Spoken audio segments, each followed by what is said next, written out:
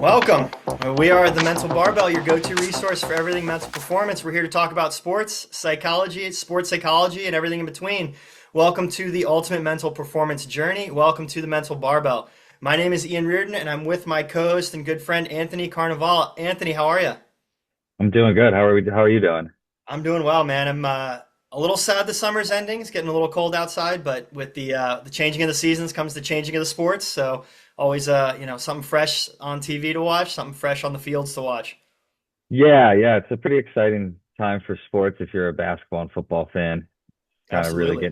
really getting into gear here. Yeah, absolutely. And I know we're a little later than it, but just finished up watching the World Series. Got some awesome stories Hmm. and really got to see some heroics coming out of the Dodgers there. Specifically with Shohei Ohtani, you saw he had a pretty gnarly or could have been pretty gnarly shoulder injury there in one of the later games, and we got to see him kind of overcome that and uh, perform at the absolute best and really see him play against the best in the world and see how that turned out. So that was a very cool story to keep watching.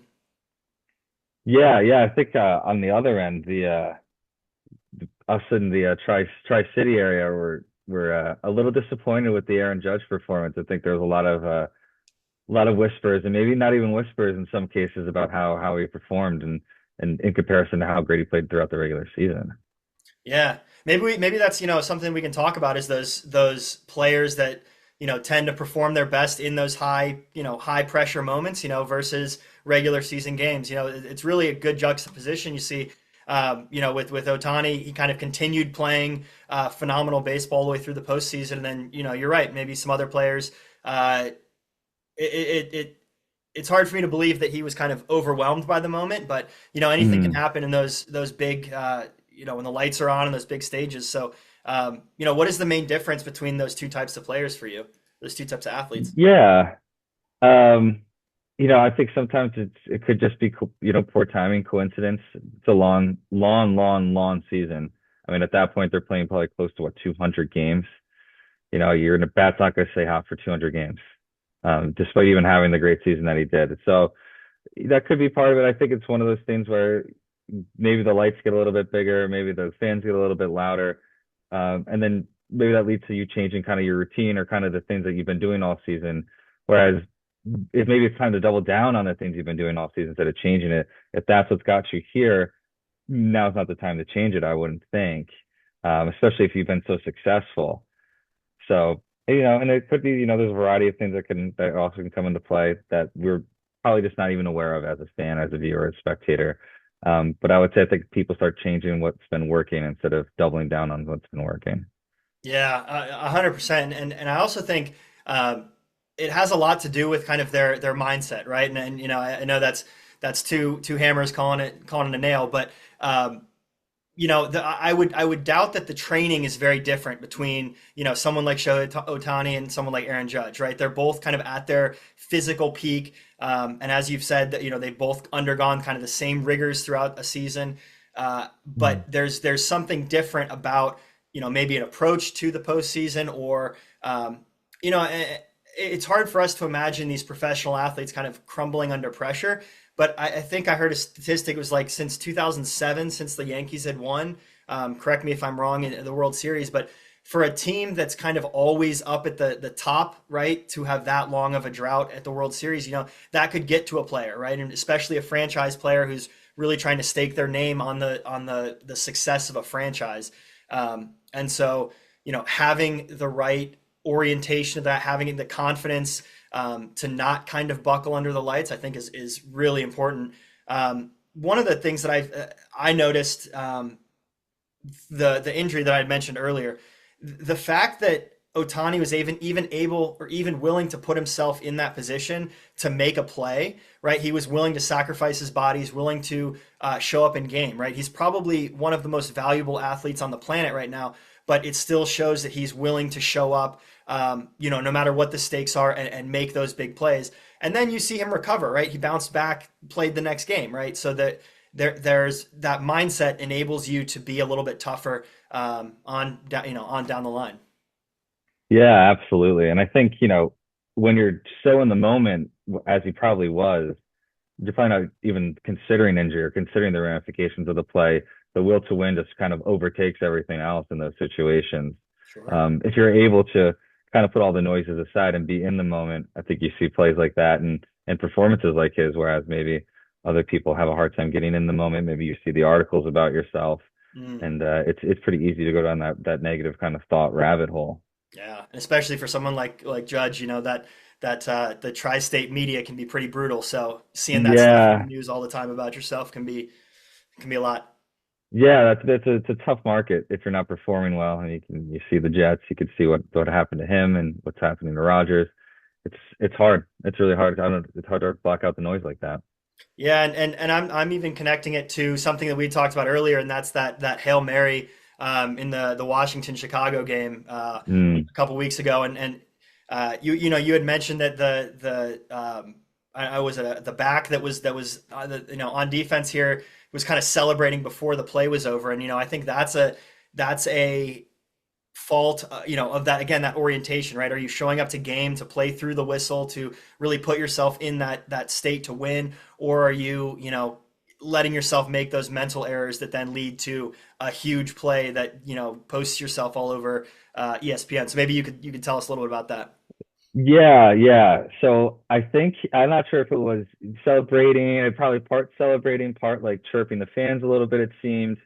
And then, granted, 95% of the times the Hail Marys don't work. Um, so not to say that you should celebrate like you did, but so the play happened, and then Jaden Daniels throws a bomb, and I believe I could be wrong, but I'm pretty sure the back who was chirping the fans slash celebrating was the one that tipped the ball and ended up getting into the receiver's hands for the game-winning play.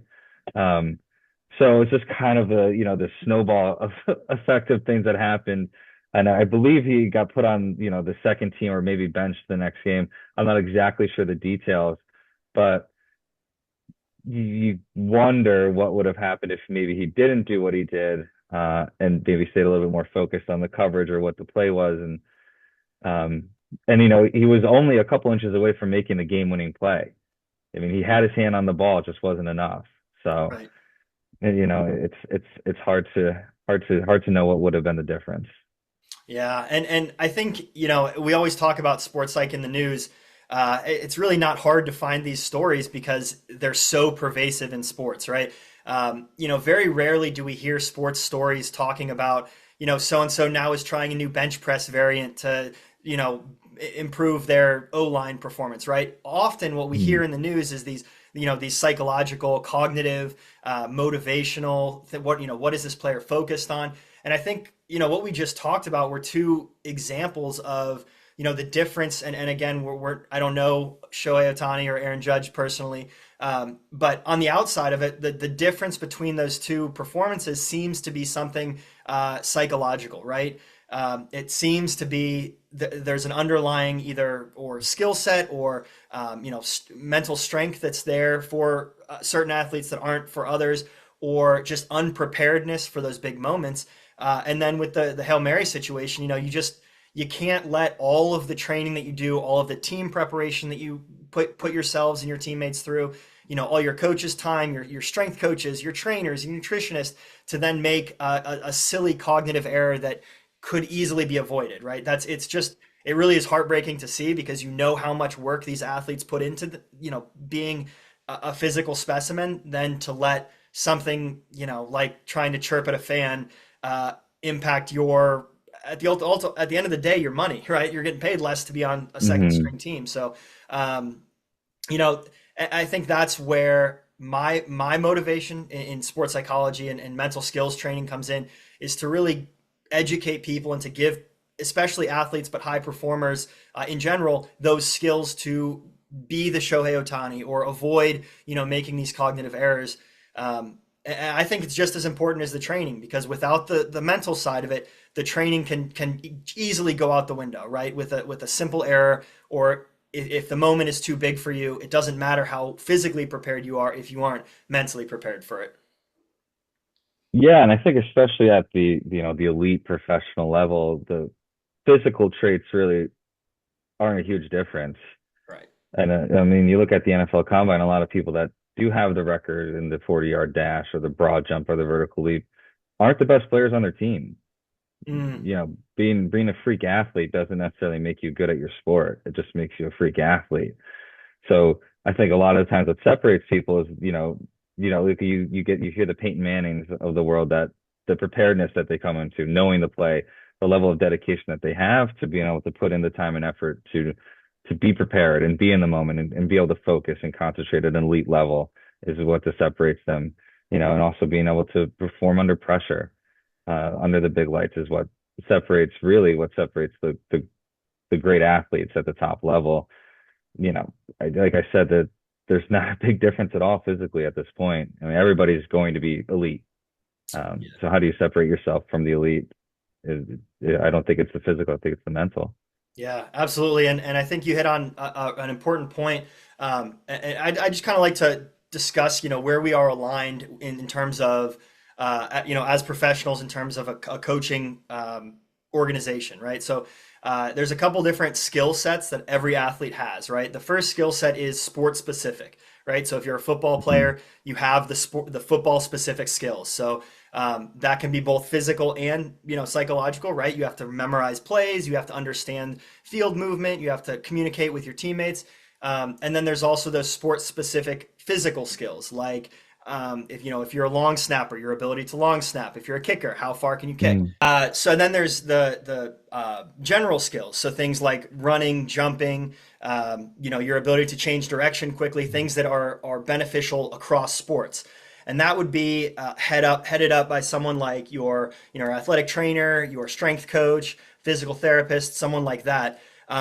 Now we're serving that function on the psychological side. So we want to teach skills that are beneficial for all athletes that extend across sport disciplines. And those skills are very wide ranging. There's a lot of skills that athletes should and can easily train. Uh, to make it easy for ourselves and for the athletes that we've worked with, we kind of distill a huge pool of these psychological skills into kind of five main skills that we coach and that we teach. And inside of these skills, there's sub factors and kind of different ways to address different aspects of performance. So with that kind of context here, I do want to go through, Anthony, with us together here and just kind of talk about those skills, our experience with those skills, maybe a few stories that we have, but really just kind of work our way through those big five main topics that we have. Let's do it. All right. So up first, we have the idea of determination. The research definition that has been kind of established is that it's a fixed intention or resolve. So how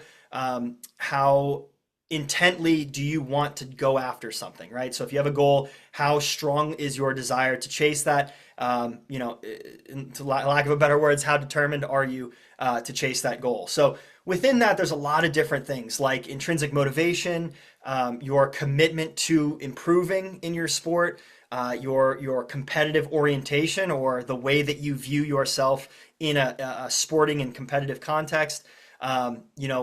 Broadly, your will to win, right? You hear these athletes that have Mm. that kind of killer instinct that go in and kind of know that they're going to be on top at the end. Um, and all of these things kind of together, we put under this umbrella term of general determination. I think it's a really important skill to have to be able to modulate your own determination, right? It often has to do with the goals that you set. You have to set goals that truly are things that you want to accomplish, but then to be able to develop your intrinsic motivation through self-determination theory, Mhm. through seeing yourself improve, seeing a community around you evolve about your sport. All these things can contribute to kind of your laser focus, that determined mindset going into your sport, competitions, training, seasons, careers. Do you have Yeah. any experience with this? Yeah, I think one of those things that happens is kind of motivation. It kind of waxes and wanes maybe at times, and Hmm. just maybe recognizing some of the reasons that it does happen. it's not to say that you're unmotivated. Maybe there's other things that are going on. Maybe you're starting to experience some symptoms of burnout. Maybe you're starting to experience other things that are happening with that. So I think it's important to recognize that you could still be determined and feel unmotivated. Interesting. I think the difference here, I'm trying to figure out the right way to say it. Um, I guess maybe I think discipline's maybe more important than motivation. Hmm. Discipline, if you're disciplined, the day to day, the mundane day to day things that get boring might be a little bit easier if you're more disciplined and motivated. Sure. And it's that it's the idea of delayed gratification, right? It sucks now, but you know that it's going to be better later. And that's what gets you through. That's what gives you that fixed resolve, that commitment to, overcoming obstacles. Um, I think that's awesome. Mm. And I think there's also a couple of pitfalls to avoid here. And one is the idea of the over justification effect. And this is the idea that if you are rewarded, so let's say monetarily, let's say you get paid, Mm. if you get paid for something that you already like to do, a lot of times we see that you like it less because in your mind, the thought goes, well, if I like it, why am I getting paid to do it? So this is especially kind of tricky for athletes that are transitioning from amateur sports, so college or high school sports, into professional sports, right? How does that change your motivation? And it's really just something to kind of keep an eye on, right? You know that this is something that can happen at these different phases. And if you're aware of it, then you're less likely to kind of suffer from it. That's the general idea. Yeah, and maybe not even college in some cases to get Absolutely. Yeah, paid. that age is getting younger and younger for a price tag. Yeah, Yeah, it's hard. absolutely. It's hard. Yeah, and I think determination is one of the skills that's the easiest to help a coach teach as well. This is where a lot of the autonomy supportive coaching techniques that Mm. I have experience with comes into play, right? If you have a coach who's always telling you what to do, uh, and then all of a sudden maybe you leave that team, you go to another team, and there you don't have a coach that's constantly telling you, every step of the way, you might lose some of that motivation behind that, some of that determination behind chasing your goals. You're not doing it for the same reasons that you were. So, a lot of the work and determination can actually be done with the coaches because they're the ones that have that day to day interaction with the players or the athletes. So, um, that's awesome. Anthony, do you want to talk about our next mental skill here? Yeah, the next one is concentration, which is something I think we all have a little bit of an understanding of. But the definition that we're using is the ability to focus on the task at hand while ignoring distractions. So when we think of that, there's two things that pop up. It's external extractability and internal distractibility. Excuse me. So when we think of external, there's plenty of things that come up. If you're playing your sport and maybe you see the a person that you have a crush on in the stands, or if you see a scout that you from a college or from a pro team that's there, are we focusing on the right things, or is our focus and concentration on the right things at this time? And I think the external and internal, they kind of work together. So you see the external, and then what are you saying to yourself internally? So you see the pro scout or the person that you have a crush on, or your family's there and you want to perform well for them because they come from out of town, you never get to see them. The list can go on and on. But what is the view doing to your thoughts?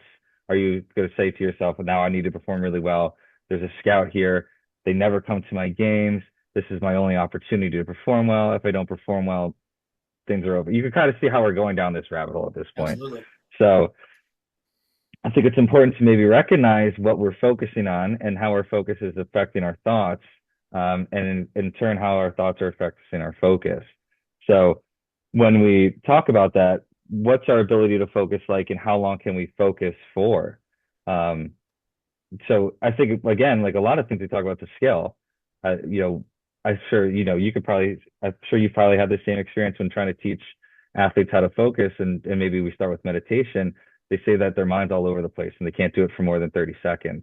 Hmm. And we're like, and our job is to normalize that a little bit. I think that's common for a lot of people. We have access to an endless amount of information in our pocket. Of course, your ability to focus for more than 30 seconds a minute at a time is going to be challenging. And that's why we keep emphasizing on these podcasts that it's a skill and it takes time to develop over time. I'm curious, what's your experience like with this? Yeah, I mean, I think you hit really all the keys there for me. Within that definition, I think the important thing to highlight is that there's two kind of parts to it. It's your ability to focus and then ignoring distractions. So a lot of times, I think we get that kind of we push them together. We think concentration and ability to ignore distractions are all kind of in the same thing. Mm, But really, I think the ability to focus is one thing, right? How long can you focus and how hard can you focus? And I might be mistaken on this, but I think I'd heard anecdotally at one point that for pilots, if you want to become like a Navy pilot or maybe an Air Force pilot, they put you in a room and they set out a candle at the beginning of at the front of the room, and you just had to sit there and kind of stare at it. And these pilots would go for 8, 10 hours, right, just staring at it. But you can see that's a very intense type of focus with no distractions, right? There's nothing else going on right. in the room. That's just them staring and having to focus on one thing that whole time. Now you throw that same person into, let's say a World Series game, and they've got reporters, they've got cameras, they've got people chirping in their ears, they've got opponents. And so your ability to focus is one thing, but then your ability to kind of ignore distractions is the second component. Um, I also think a lot of times with concentration, the way I see it is kind of a river. I'm a very metaphorical guy, I like analogies. So I see it like a river, right? You have this stream, and we call it a stream of consciousness for a reason, right? It's a stream of thought. Sure. And when people want to change it, it's like they go out and stand in the middle of the river and put their hand up, right? What's going to happen? Like nothing. The water's just going to go around you. So what you really want to do is, take a shovel and redirect the banks, right? You're redirecting the flow of thought rather than trying to stop it. This is the classic example. Don't think of a pink elephant, right? The first thing you think about Right. is a pink elephant. You can't treat concentration like that. Concentration is, like I said, it's more of a river that needs to be redirected. So sure, maybe you see the scout in the stands and that puts you off on a certain thought instead of saying, all right, don't think about that. Don't think about that. Let's just redirect our attention to, how does the bat feel in your hands? How does the dirt feel, how the clay under your cleats? So it's that redirection rather than trying to put your hand up to a river and telling it to stop. So that's often my direction with teaching concentration. But really taking those two sides of it, your ability to focus on one thing, but then also your ability to not think about other things. Yeah, well said. I think that really hits the point of that skill there. Yeah, and I love what you said about the we're getting worse and worse at focus because we do have Yeah. kind of constant distractions. But I also see those distractions as potentials for practice, right?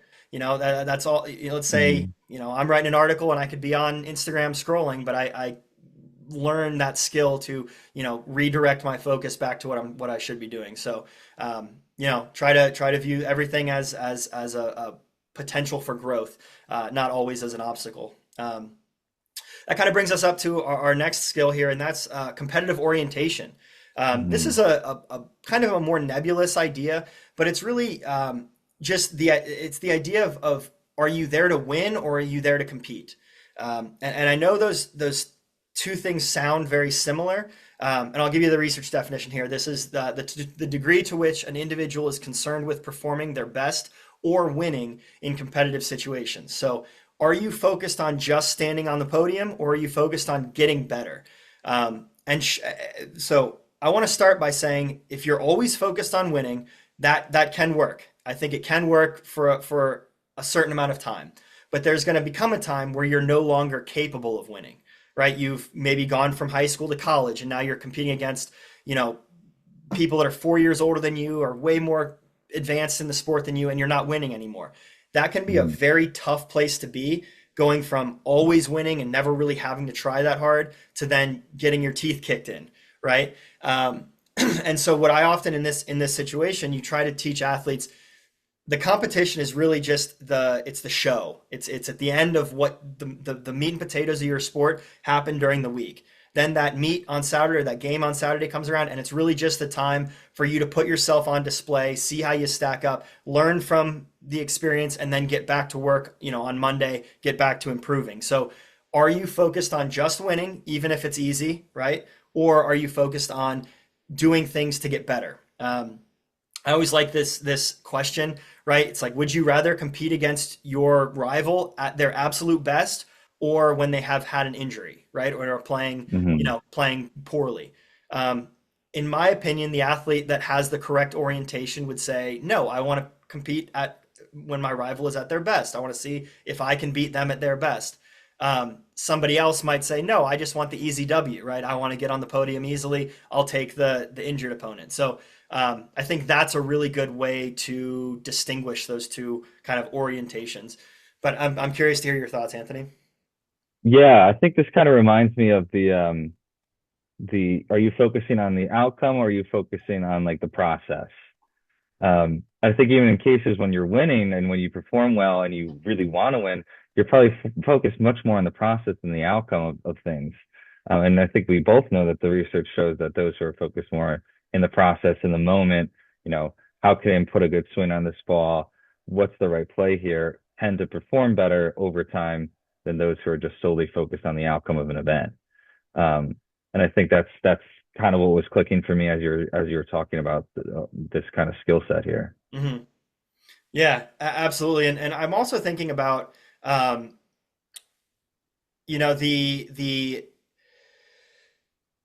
the scope of your vision, right? So it's that put this in better terms here. Kind of the perspective that you're taking.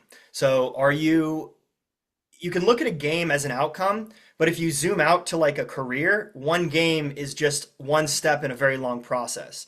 And I think people get too zoomed in on maybe a season, even an individual game, right? I think there's very few situations where a career lives and dies on one performance, right? So Mm, every performance is really just a process.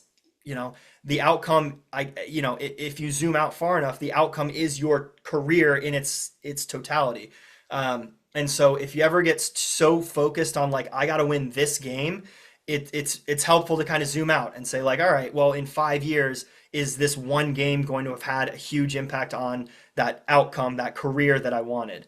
The much more you know mentally fit athlete would say, no, this is one game. There's always a learning opportunity from it. Even like, we bring back in Aaron Judge here. He's playing in the World Series. This is a huge stage for him, right? But there are still things that he obviously can learn from it, right? How do you address the high pressure situations? How are you, adjusting to being down in a series, things like that. So there's always learning opportunities, and you're never really at that end outcome. yeah. And that's not to say that things aren't, we're not trying to undermine like how valuable these moments are to the athletes either. No, Not absolutely trying to not. underscore, but we're just trying to show that if you're constantly running at a 10, it's going to be hard to perform over the long period. We got to put things into perspective. Sure. And if you're always focused on like, lost games or mistakes, then you're going to be so much closer to burnout because you're just constantly, punishing yourself for doing something that you supposedly really enjoy doing, which is your sport. Um, Right. yeah. So let's see. So poise is our next mental skill that we discuss here. So I'll let Anthony take it away.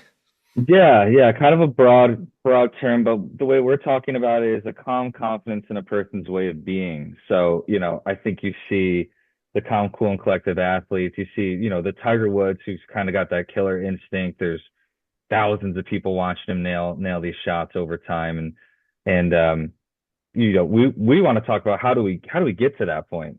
It's cool to see it happen. You see Aaron Rodgers, calm, cool, and collective. You see all these people that have kind of this oodling and swagger before these games, but how are we able to do that? I think we talk about pre-performance activation and something that we've talked about on previous episodes. Mhm. What's the sweet spot for you before going out there? What are the things that you need to do in order to feel like you can be, the Tiger Woods, the Aaron Rodgers, the Michael Jordans of your sport of that game. So are you able to I think a lot of this ends up going to like, how are you viewing yourself? What is your identity of yourself as an athlete? Um, are you scared to fail? Do you see yourself, or is your identity so wrapped up in being this athlete that when you don't perform well, your whole identity comes crashing down. Um, so I think these are some things that you need to that could be helpful to piece through, especially if you're performing under pressure. How do you view yourself as an athlete? It's going to be something that's going to really affect your ability to be poised and calm under pressure. Yeah. No, that's a great a great way to kind of frame it all. I think having that caged tiger is how I kind of like to envision it, right? So Mm, like that the moment you're kind of unleashed, you're gonna go nuts, but you have the reservation. I think excuse me, especially um in like MMA fights and like really, really high intensity fights, I think you'll see a lot of athletes kind of overdo the confidence aspect and kind of ignore the calmness and almost burn themselves out trying to, whether it be playing head games or, just that overconfidence. It really is helpful to be able to kind of dial that back and know, in your heart and in your head that you have the confidence, but not have to, really overdo it and dramatize it. Unless you're going for, pay-per-views and all that's a different story. sure. And I But think a lot of the times when you see those athletes, they lose, they only win fights in the first round. interesting. They typically, when fights go deeper into the rounds, your body is, you got the adrenaline dump by the time the middle of the second round comes. Yeah, So not only were you wasted a lot of energy convincing yourself of something that inherently deep down isn't true, but you're also going to end up losing the competition because of it as well. yeah, that's a great point. And then that's where we've used the eyes off model before. I know Anthony, you're pretty Hmm. pretty well versed in that, but individual zone of optimal functioning, and it's the idea where you want to look back at some of your best performances and see what was your overall arousal level. Were you white knuckling your equipment? Were you like gritting your teeth and at that like red line 10, or were you more relaxed? And then uh, a mature, like we said, a skillful athlete will recreate that environment for future performances.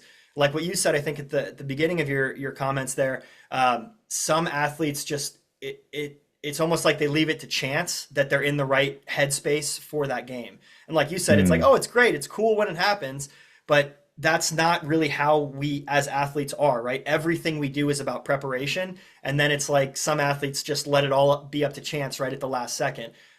And so this is where evaluating, your own process going into competitions, seeing, maybe taking a temperature test mid performance. How are things going? How am I feeling? What's my adrenaline level? And hmm. then just taking all that data in and learning to kind of have the right cocktail of emotions and thoughts and arousal. I think that's awesome. And I think we said there's the two parts of it, right? There's the calm and there's the confidence. The confidence part can be addressed almost an infinite number of ways. One of my favorites is the mantras. We do the mantra Mondays. We do, I'm always kind of on the lookout for quotes, but things that you can kind of Mm. repeat to yourself that will boost your self image, your self confidence. That will get rid of the fear of failure. That will put you in a state to capitalize on success. Those are really what a poised athlete is capable of doing. Yeah, and I think the thing with confidence, a lot of times it seems that, at least in my experience, is that athletes wait till they're successful to be confident instead of being confident before they're successful. Sure. And I think that's something, you don't have to do that. You can have confidence without having the success. And I think it's a really long journey if you're going to wait to be successful in order to be confident. It's a long road. And there's plenty of ways to, like Ian just mentioned with the mantras, is one way to boost confidence. Another way, like we've been kind of talking about with Poise, is addressing your self-image or your identity as an athlete and as a person. Are you confident? Are you confident in the things that you do? So I think, like I said, um, you don't need to win your first battle in order to be confident. You can be confident much sooner than that. Yeah, and again, you can even reframe what the first battle is, right? The Sure. first battle for, I mean, I've never done jujitsu, but just showing up on a mat would be a first win for me. So reframing it and kind of stacking those victories before you even get to your first competition is a pretty good way to help kind of bolster that confidence as well. Mhm. Thank you for your thoughts there. The last skill probably is the most popular one to talk about. It's the one that everybody likes to think about and discuss, and that's mental toughness. It's not me negating it or saying it's not as important, but I do think that it is kind of overplayed. I think especially, and I'll give you the definition in a second here, but to understand what mental toughness is, I think it's helpful to understand what it's not. And it's not just gritting your teeth and getting through difficult things. That's kind of the Hollywood version of it, let's say, right? Yeah. It's real cool to see somebody do that, but there's so many more layers to what's going on. Let's say even for that mentally tough person, there's like I said, there's just a lot of layers to it. So I'll give you the definition. It is a long one. We'll put it up on the screen here. But mental toughness for us mental performance experts is a resource that enables athletes to initiate and sustain goal-oriented efforts towards achieving optimal levels of performance in the face of stressors that vary in duration, frequency, and intensity. I know it's a lot, but there's a few key parts of it, right? At no point is that just get to the other side, get through it. The first thing that's important is the goal-oriented efforts. You can't have a chase without a target. So it's that mental Mm. toughness does not exist without goals. You have to have something that you're going after. Otherwise, it's just putting yourself in miserable situations for the sake of being miserable. Um, Mm. so for all athletes, right? I was a swimmer. My goal was always to be a better swimmer. I can smart goal that, and I can distill that down into a more effective goal. But that is the overarching goal. Now, to get through hard practices, to get through early mornings, to get through weight training sessions, I had to have that goal in mind. Otherwise, there was not a chance in where that I'm going to do all of that. So the first step to helping an athlete develop mental toughness, in my view, and you can correct me how you see fit, but is to work on that goal setting. I think our goals need to be rooted in a very foundational purpose. So knowing your why. What's your why for being an athlete? What's your why for playing basketball or playing golf for you? um, Mm. and then building goals, multi-layered goals, right? You can have goals for a career, you can have goals for a season, you can have goals for in season, you can have goals for a practice, you can have goals for a week. So building out a really robust roadmap of where you want to go is really the first step. um, then from there, you have to be willing to do things in pursuit of that goal. And that's going to often put you in positions that are uncomfortable. Sports are hard, right? Sports have early morning practices. They have, you're sore, you're hurt, you're tired. You have to sacrifice a lot, but it's easier to sacrifice when you have goals that are rooted in, your fundamental purpose as like a human being and as an athlete. This is what I want to achieve. And then it's much easier to kind of handle those situations. Um, the second part of that is the stressors, right? So having resolve and then overcoming the stressors is the second part. Uh, the best way that I can help an athlete overcome future hardship is to plan for it, right? Everything we do is planning. And so we use the WOOP method a lot, which is wish, outcome, obstacle, plan. It's a Mm. meditation there where you're putting yourself in the position of you're about to achieve your goal, but something goes wrong, right? So for me, I'm behind the blocks for a race, my goggles snap, right? What's the plan to move past that? That's really creating again that roadmap of toughness, that roadmap of like overcoming obstacles. You've already done it in that planning phase. So Mm. two components to mental toughness: having goals and then really creating a strong plan when those goals go awry or when things start to get hard. Um, it's not as flashy of a definition, I think, as a lot of people might kind of portray it to be. Uh, but that's really often the most effective things are often not the flashiest. So maybe pass the torch over to you, Anthony. Hear your thoughts. Yeah, I like to think of a metaphor when thinking of mental toughness. So, if we imagined, a tornado or a hurricane coming through, and there's two trees, one being a pine tree and one being kind of these tropical trees. The ones that if that handle it better, believe it or not, are these kind of tropical palm trees. The pine trees often get ripped out and blown away, whereas the tropical kind of palm trees, they're much more flexible. And I think that's what we want to think of when we think of mental toughness, is kind of having this kind of sort of flexibility, being able to roll through with adversity, being able to deal with challenges and setbacks. We don't want to be a pine tree. We want to be um, a palm tree in these situations. We want to be able to deal with them in a healthy, flexible, psychological kind of way. And you can use the skills that you previously mentioned in order to do that. But if we keep if we root ourselves really tightly when we're dealing with adversity and we don't change and we don't change the way that we're doing things and we don't change the way that we're thinking about it, we're going to get blown away just like the pine tree does. But if we're able to roll with the challenges and adversities and deal with them in healthier ways and be flexible, I think that's much more mentally tough than vice versa. Yeah, that's awesome. I've never really kind of put it in terms of that metaphor, but again, the kind of white knuckling your way through a hurricane, it doesn't work, right? You're going to get blown away.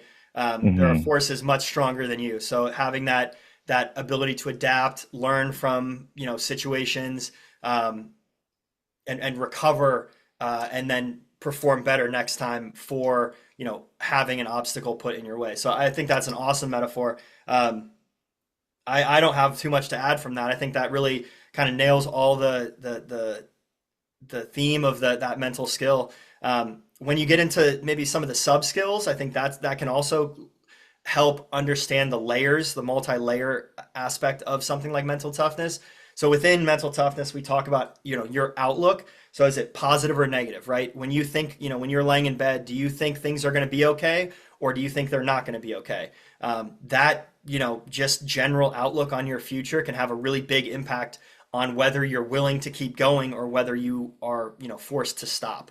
The self-talk we talk about is huge. Again, if you're constantly negative to yourself, it's harder. You're fighting against yourself and your ability to move forward. So working on self-talk, confidence. I know confidence comes up a lot in what we do, but if you're Mm. confident again in that positive outlook, you're confident in who you are, you're confident that things are going to be okay, you're going to be more willing to fight through adversity and fight through things. Same thing, again, the victim versus fighter mentality. Are you someone that sees the world kind of coming crashing in on you and impacting you, or are you somebody who's making an impact on the world? That arrows out mindset. So, this is really just scratching the surface of a lot of these mental skills, but it's important to get this information out there, in my opinion, just so people can start self-evaluating and really determine where they are, in terms of these skills. I think a lot of people don't kind of turn the mirror on themselves, and it's easy to see, a Yankees player failing at the plate and say, "Oh, this is what they did wrong." But then it's a lot harder to see, that those shortcomings or potential areas of growth in yourself. So, um, Mm. yeah, I think that's kind of a good place to wrap up. We talked about the importance of mental skills and mental skills training. Gave you some real world examples of kind of how the coin can fall either direction depending on your level of engagement with these mental skills. And then we worked our way through what the five umbrella skills are, but also talked about some of the underlying traits that make those up. So, Anthony, do you have any closing thoughts for us? Yeah, I think it's good to give some definitions to these things. I think, particularly with mental toughness, that's mental toughness in sports psychology is like mindfulness and pop psych. I think everybody uses it, but nobody really has defines it well. And it's not to say that our definition is the ultimate one, but I think it's important to recognize and give context what we're talking about here. And yeah, and I think just if we'd love to hear from you if you have any questions, thoughts, or opinions about what we talked about today. We'd love to hear and discuss these things with not just us, but with everybody else as well. Yeah, absolutely. Well, Anthony, as always, it was a pleasure talking, and I think we're making each other better, and hopefully making some athletes better along the way. Yeah, absolutely. Excited for the next episode. Awesome. Cheers.